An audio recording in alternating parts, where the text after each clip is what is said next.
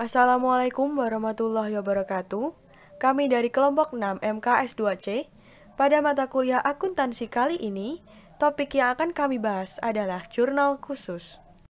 Adapun anggota dari kelompok kami, yaitu Amanda Elda Agustin, Akhiriana Husnul Khotimah, Dini Putri Fajarsari, dan Vivi Kamalia. Di sini kita akan membahas materi tentang jurnal khusus yang terdiri dari 4 poin. Yang pertama, definisi jurnal khusus. Yang kedua, bentuk jurnal khusus. Yang ketiga, catatan jurnal pembelian, penjualan, pengeluaran kas, dan penerimaan kas. Yang keempat, jurnal khusus ke buku besar. Definisi jurnal khusus. Jurnal khusus adalah jurnal yang dibuat atau digolongkan sesuai dengan jenis transaksinya. Selain mempunyai definisi, jurnal khusus juga mempunyai fungsi sebagai berikut. Yang pertama, menyebabkan terjadinya pembagian kerja. Yang kedua, memudahkan untuk posting ke buku besar. Yang ketiga, pengendalian internal menjadi lebih baik. Yang keempat, menghemat biaya dan tenaga. Bentuk jurnal khusus terdiri dari 4 jenis, yaitu jurnal pembelian, jurnal penjualan, jurnal penerimaan kas, dan jurnal pengeluaran kas. Jurnal pembelian ialah jurnal yang berfungsi sebagai sarana mencatat transaksi pembelian barang secara kredit. Berikut contoh format tabel dalam jurnal pembelian. Jurnal pengeluaran kas. Jurnal pengeluaran kas ialah jurnal yang berfungsi sebagai sarana mencatat semua transaksi pengeluaran kas seperti pembayaran utang dan beban dalam perbedaan biaya dan beban dalam akuntansi perusahaan. Berikut contoh format tabel dalam jurnal pengeluaran kas. Jurnal penjualan. Jurnal penjualan ialah jurnal yang berfungsi sebagai sarana mencatat penjualan barang dagangan secara kredit. Berikut contoh format tabel dalam jurnal penjualan. Jurnal penerimaan kas. Jurnal penerimaan kas ialah jurnal yang berfungsi sebagai sarana mencatat semua transaksi penerimaan kas dari pembelian barang secara kredit seperti penerimaan piutang. Berikut contoh format tabel jurnal penerimaan kas. Membuat catatan jurnal khusus, ada 4 bentuk jurnalnya, ialah jurnal pembelian, jurnal penjualan, jurnal pengeluaran kas, dan jurnal penerimaan kas.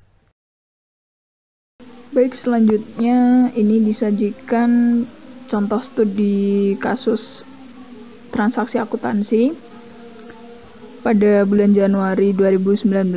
Ini adalah transaksi yang terdapat pada toko Pandawa. Bisa terlihat pada slide 11.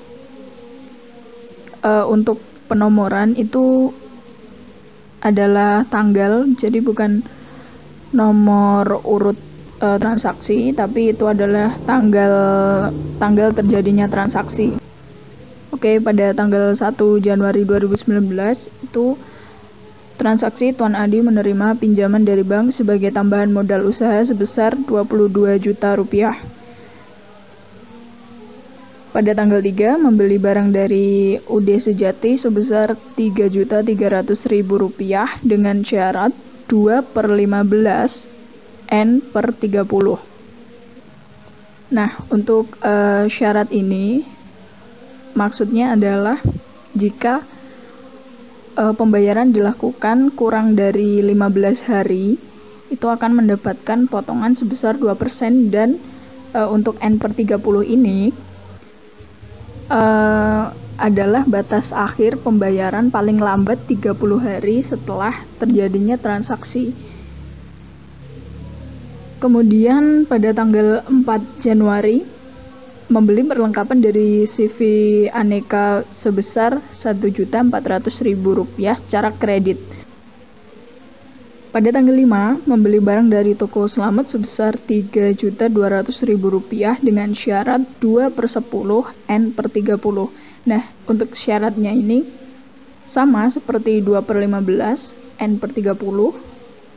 Maksudnya adalah pembayaran jika kurang dari 10 hari dari terjadinya transaksi akan mendapatkan potongan sebesar 2%, dan pembayaran faktur paling lambat 30 hari setelah transaksi terjadi. Kemudian pada tanggal 6 mengembalikan barang yang telah dibeli kepada toko Selamat atas transaksi 5 Januari sebesar Rp250.000. Selanjutnya pada tanggal 7 menjual barang dagang kepada Bu Fitria sebesar Rp2.500.000 secara tunai. Pada tanggal 8 menjual barang kepada toko Andalas sebesar Rp4.600.000 dengan syarat 2/10 N per 45. Syaratnya ini juga sama seperti yang di atas tadi. Hanya saja itu untuk N per 45-nya berarti 45 hari paling lambat dari jarak transaksi untuk pembayarannya. Kemudian tanggal 11 membeli barang dagang dari toko Wahana sebesar Rp1.900.000 secara kredit. Selanjutnya, transaksi pada tanggal 11 Januari melunasi hutang dagang kepada Udesyati atas transaksi pada tanggal 3 Januari 2019. Pada tanggal 16 Januari, membeli barang dagang dari Depo Mahameru sebesar Rp3.200.000 dengan syarat 3/10 N per 30. Nah, ini berarti pembeliannya secara kredit. Kemudian tanggal 17 menerima cicilan piutang dari toko Andalas sebesar Rp2.200.000 atas transaksi tanggal 8 Januari 2019. Pada tanggal 20 Januari menjual barang kepada Pak Sanusi sebesar Rp2.800.000 secara tunai. Pada tanggal 21 Januari menjual barang kepada toko Semeru sebesar Rp3.300.000 dengan syarat 2/5 N per 20. Ini penjualan secara kredit. Kemudian transaksi pada tanggal 24 Januari ini membeli peralatan sebesar Rp2.400.000 secara tunai.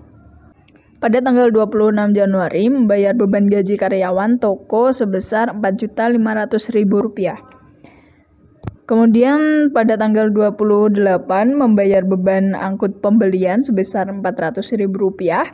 Dan yang terakhir pada tanggal 31 Januari menerima pelunasan piutang dari toko Semeru atas transaksi tanggal 20 Januari 2019. Nah, dari contoh studi kasus di atas, kita diminta untuk membuat jurnal khususnya. Baik, selanjutnya kita masuk ke dalam pembahasan terkait studi kasus di atas. Yang pertama akan kita bahas adalah jurnal penerimaan kas. Ini dituliskan dalam ribuan rupiah ya untuk jumlah atau nilai transaksinya.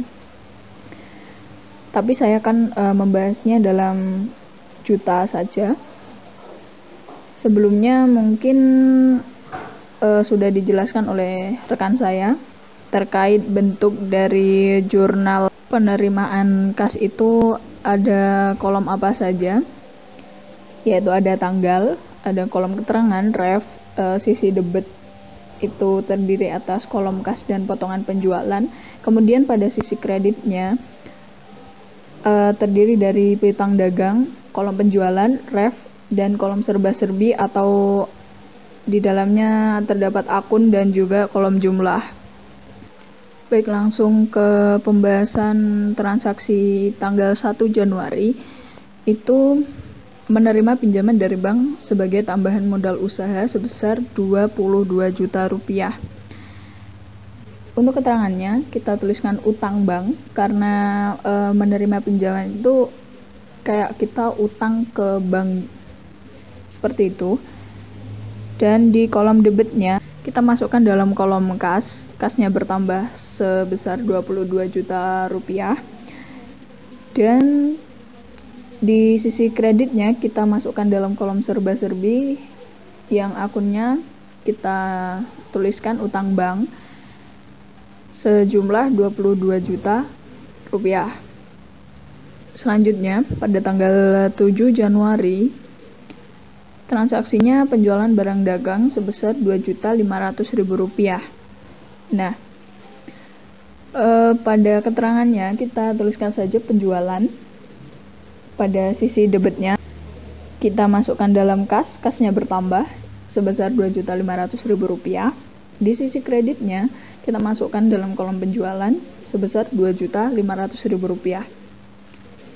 Kemudian pada tanggal 17 Januari Transaksinya menerima cicilan piutang dari toko Andalas sebesar Rp2.200.000. Di jurnal penerimaan kasnya, pada kolom keterangan, kita tuliskan nama tokonya saja, toko Andalas. Kemudian pada sisi debitnya, kita tuliskan pada kas Rp2.200.000.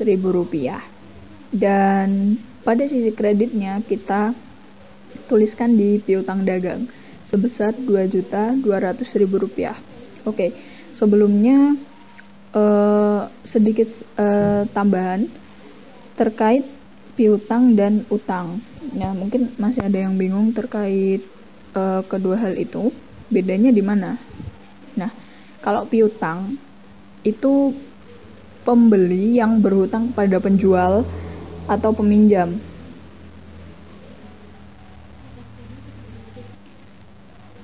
Terus kalau utang itu kita yang meminjam atau kita yang berutang pada si pihak yang meminjamkan kepada kita, misalnya dari bank atau dari teman kita.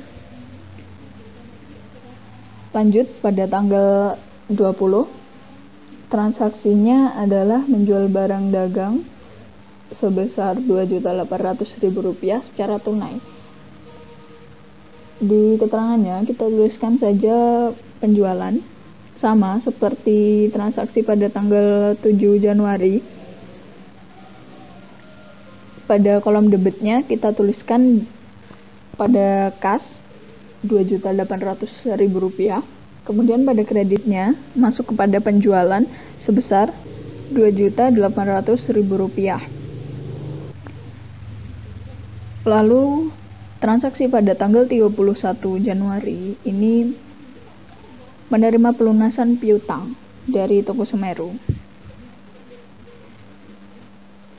Untuk sisi debitnya kita masukkan ke dalam kas Rp3.300.000, dan pada sisi kreditnya kita tuliskan juga sama Rp3.300.000 pada kolom piutang dagang. Oh ya, untuk keterangannya tadi kita tuliskan saja sama seperti tanggal 17, itu nama tokonya toko Semeru. Nah, untuk kolom di bawah sendiri itu adalah total dari masing-masing akun, baik di sisi debit maupun kredit. Untuk di sisi debit pada kolom kas, totalnya adalah Rp32.800.000. Kemudian pada sisi kreditnya, pada kolom piutang dagang itu totalnya Rp5.500.000. Pada kolom penjualan Rp5.300.000. Kemudian pada kolom serba-serbi, karena hanya diisi oleh utang bank saja, jadi jumlahnya tetap sebesar Rp22 juta. Baik, selanjutnya adalah jurnal pengeluaran kas. Di sini juga dituliskan dalam ribuan rupiah, tapi saya akan menjelaskannya dalam juta saja. Di situ terdapat kolom tanggal, keterangan ref, sisi debit terdiri dari utang dagang, pembelian, kemudian ada kolom serba-serbinya yang terdiri dari ref, kolom akun, dan juga jumlah. Pada sisi kreditnya terdapat kolom kas dan juga potongan pembelian. Nah, kalau masih ada yang kurang paham terkait fungsinya kolom serba-serbi itu apa, jadi sedikit saya jelaskan. Kolom serba-serbi itu digunakan untuk menuliskan akun selain yang ada di sisi debit. Maksudnya gini,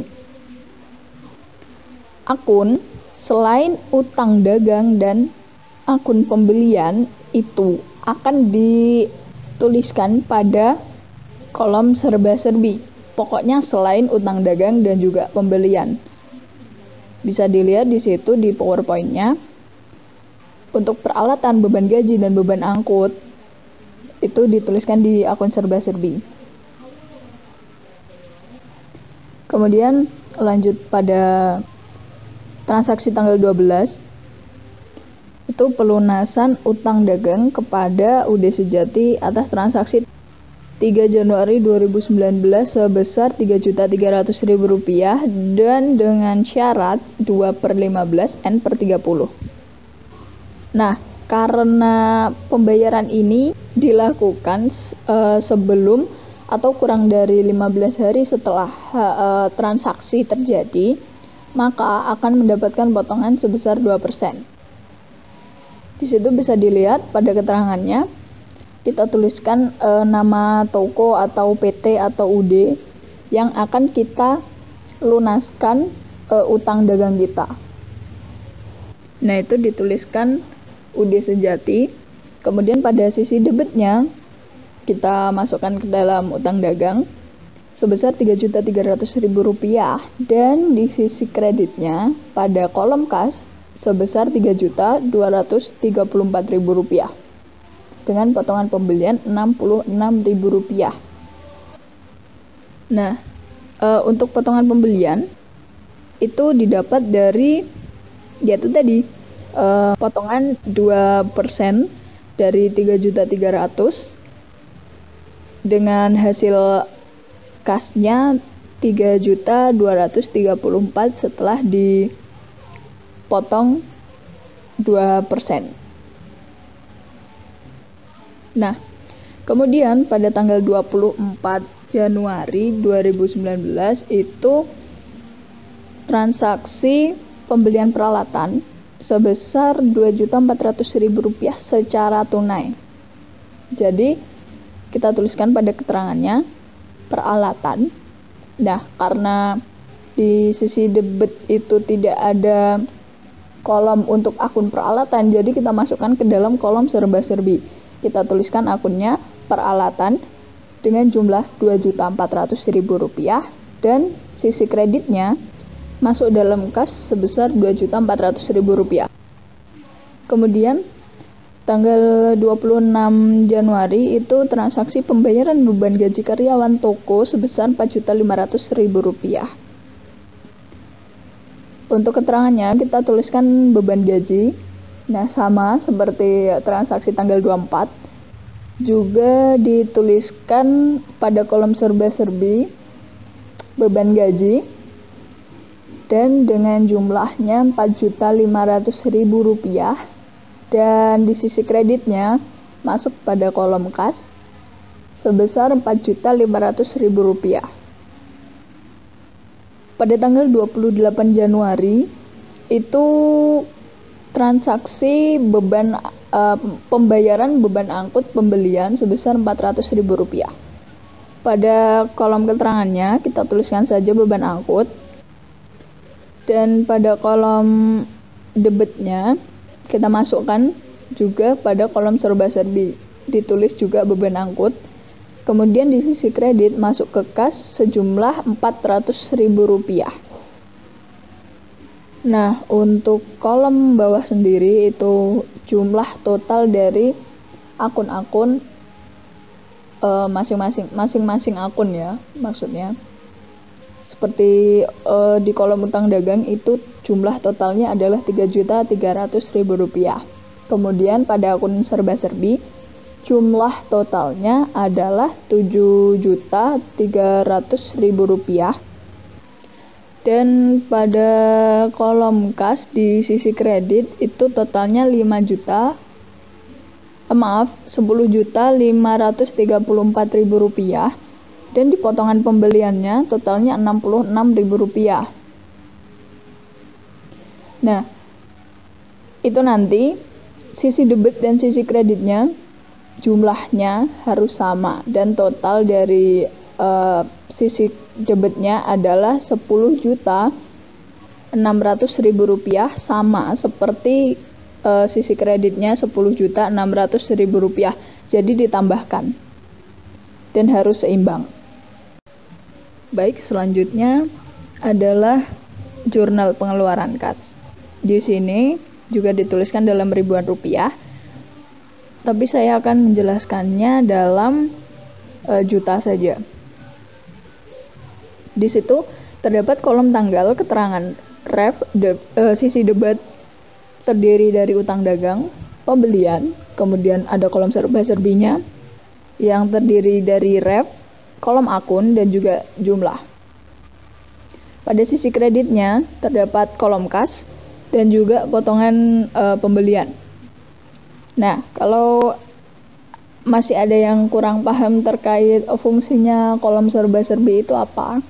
Jadi, sedikit saya jelaskan, kolom serba-serbi itu digunakan untuk menuliskan akun selain yang ada di sisi debat. Maksudnya gini, akun selain utang dagang dan akun pembelian itu akan dituliskan pada kolom serba-serbi. Pokoknya selain utang dagang dan juga pembelian. Bisa dilihat di situ di PowerPoint-nya. Untuk peralatan beban gaji dan beban angkut itu dituliskan di akun serba-serbi. Kemudian lanjut pada transaksi tanggal 12.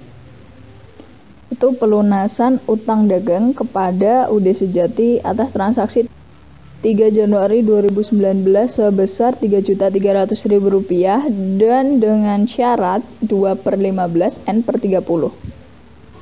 Nah, karena pembayaran ini dilakukan sebelum atau kurang dari 15 hari setelah transaksi terjadi, maka akan mendapatkan potongan sebesar 2%. Di situ bisa dilihat pada keterangannya, kita tuliskan nama toko atau PT atau UD yang akan kita lunaskan utang dagang kita. Nah, itu dituliskan UD Sejati. Kemudian pada sisi debitnya kita masukkan ke dalam utang dagang sebesar Rp3.300.000 dan di sisi kreditnya pada kolom kas sebesar Rp3.234.000 dengan potongan pembelian Rp66.000. Nah, untuk potongan pembelian itu didapat dari yaitu tadi potongan 2% dari Rp3.300.000 dengan hasil kasnya Rp3.234.000 setelah dipotong 2%. Nah, kemudian pada tanggal 24 Januari 2019 itu transaksi pembelian peralatan sebesar Rp2.400.000 secara tunai. Jadi, kita tuliskan pada keterangannya peralatan. Nah, karena di sisi debit itu tidak ada kolom untuk akun peralatan, jadi kita masukkan ke dalam kolom serba-serbi. Kita tuliskan akunnya peralatan dengan jumlah Rp2.400.000 dan sisi kreditnya masuk dalam kas sebesar Rp2.400.000. Kemudian tanggal 26 Januari itu transaksi pembayaran beban gaji karyawan toko sebesar Rp4.500.000. Untuk keterangannya kita tuliskan beban gaji. Nah, sama seperti transaksi tanggal 24, juga dituliskan pada kolom serba-serbi beban gaji dan dengan jumlahnya Rp4.500.000 dan di sisi kreditnya masuk pada kolom kas sebesar Rp4.500.000. Pada tanggal 28 Januari itu transaksi pembayaran beban angkut pembelian sebesar Rp400.000. Pada kolom keterangannya kita tuliskan saja beban angkut dan pada kolom debitnya kita masukkan juga pada kolom serba-serbi ditulis juga beban angkut. Kemudian di sisi kredit masuk ke kas sejumlah Rp400.000. Nah, untuk kolom bawah sendiri itu jumlah total dari akun-akun masing-masing akun ya, maksudnya seperti di kolom utang dagang itu jumlah totalnya adalah Rp3.300.000. Kemudian pada akun serba-serbi jumlah totalnya adalah Rp7.300.000. Dan pada kolom kas di sisi kredit itu totalnya Rp10.534.000 dan di potongan pembeliannya totalnya Rp66.000. Nah, itu nanti sisi debit dan sisi kreditnya jumlahnya harus sama dan total dari sisi debitnya adalah Rp10.600.000 sama seperti sisi kreditnya Rp10.600.000. Jadi ditambahkan dan harus seimbang. Selanjutnya di sini kita akan membahas jurnal pembelian dan juga sama dalam penulisan angkanya dalam ribuan rupiah, tapi tetap akan saya jelaskan dengan juta.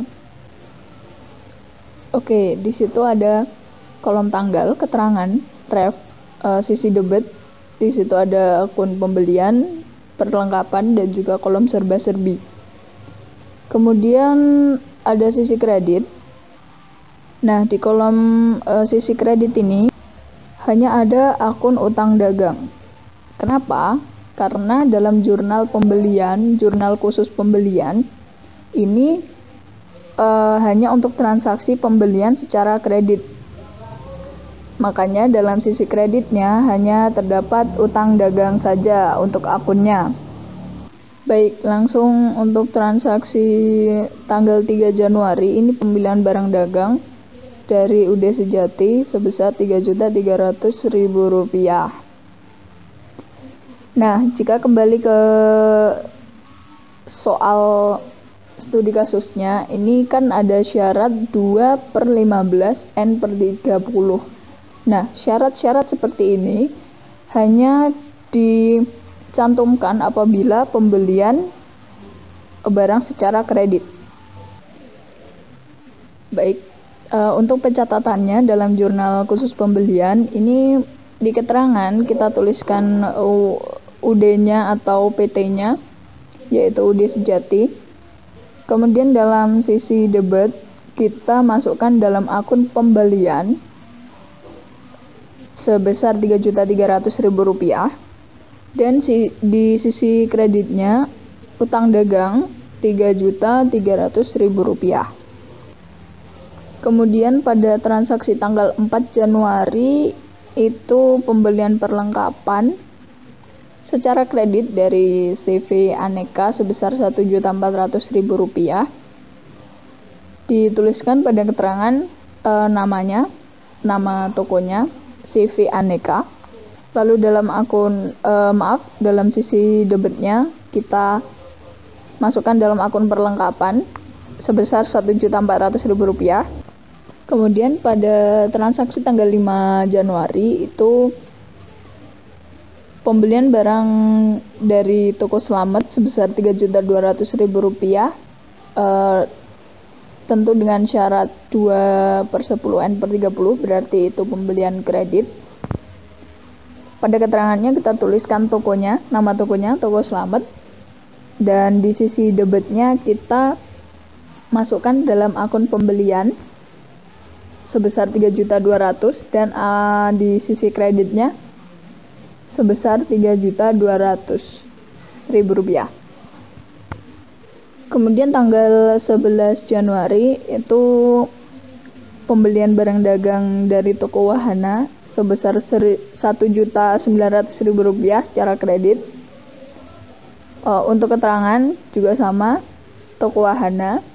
Kemudian sisi debitnya kita tuliskan pada kolom pembelian Rp1.900.000 dan di sisi kreditnya juga kita tuliskan Rp1.900.000. Lalu pada tanggal 16 Januari 2019 itu pembelian barang dagang di Depo Mahameru sebesar Rp3.200.000. tentunya juga kredit. Di keterangannya kita tuliskan nama tokonya, Depo Mahameru.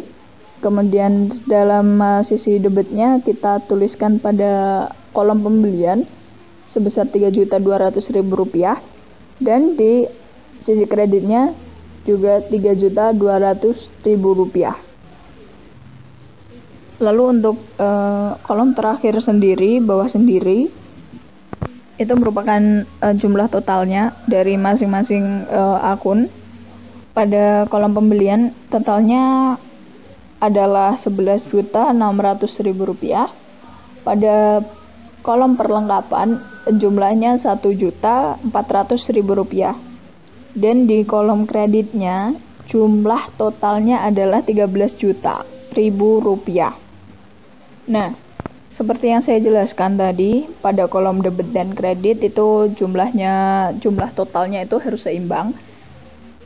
Dan jika terlihat di situ pada kolom debit ditambahkan Rp11.600.000 dengan Rp1.400.000 akan sama jumlahnya dengan yang di kolom jumlah total kredit, yaitu Rp13 juta.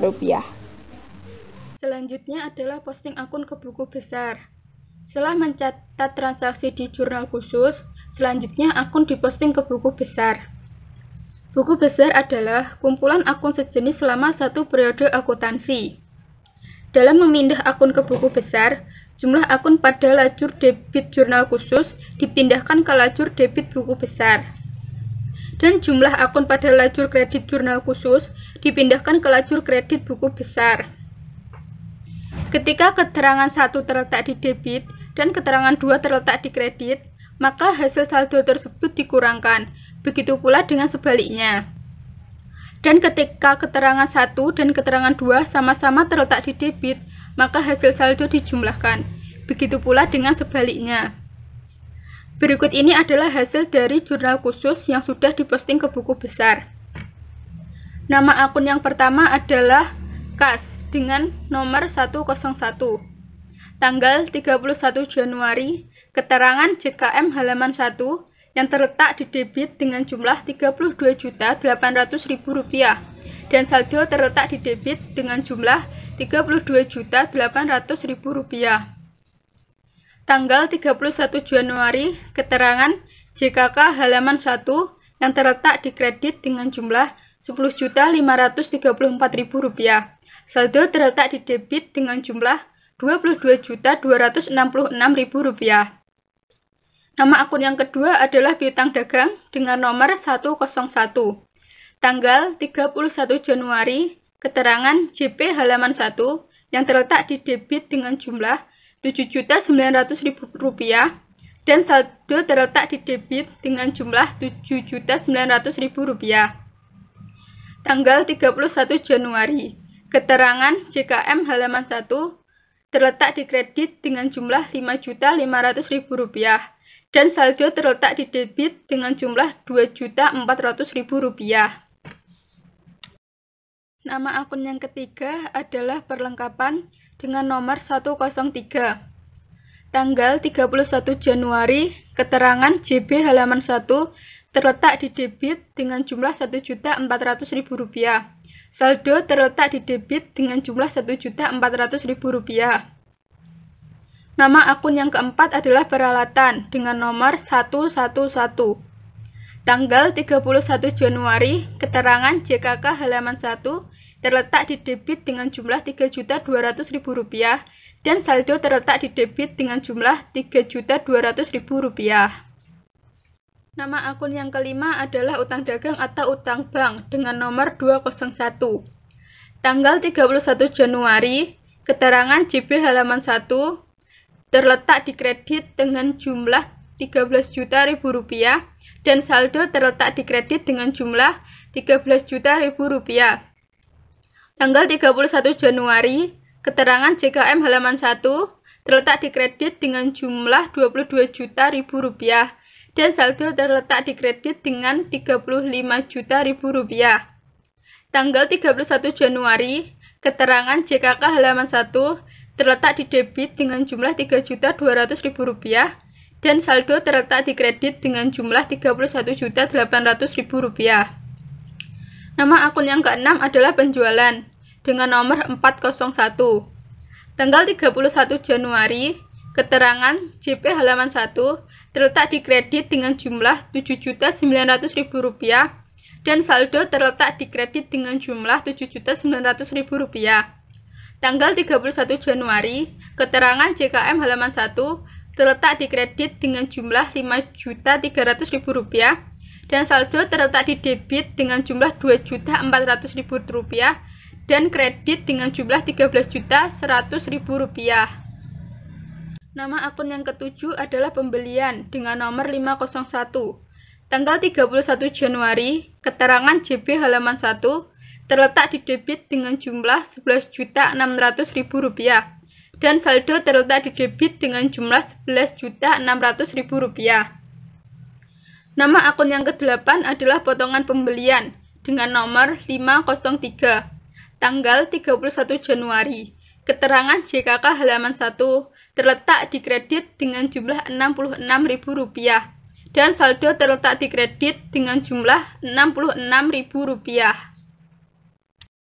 Nama akun yang ke-9 adalah beban gaji dengan nomor 601. Tanggal 31 Januari, keterangan JKK halaman 1 terletak di debit dengan jumlah Rp4.500.000 dan saldo terletak di debit dengan jumlah Rp4.500.000. Nama akun yang ke-10 adalah beban angkut dengan nomor 902. Tanggal 31 Januari, keterangan JKK halaman 1 yang terletak di debit dengan jumlah Rp400.000 dan saldo terletak di debit dengan jumlah Rp400.000. Demikian hasil diskusi dari kelompok kami. Terima kasih atas perhatiannya. Mohon maaf jika ada yang kurang berkenan. Wassalamualaikum warahmatullahi wabarakatuh.